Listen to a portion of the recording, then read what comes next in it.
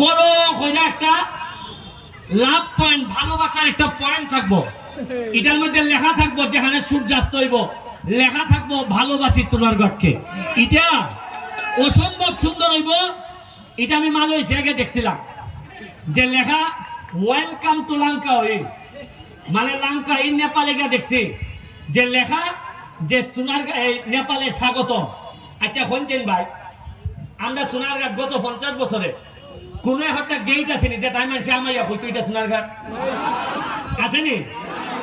খেলে আমরা কিনা পয়সা অভাব না তা, হ্যাঁ খালি 4 লেন হইব দেখিয়া আমি এখনই করতেছি না, নাইলে অলরেডি দুইটা বিশাল ওইটার গেট দেখলো না।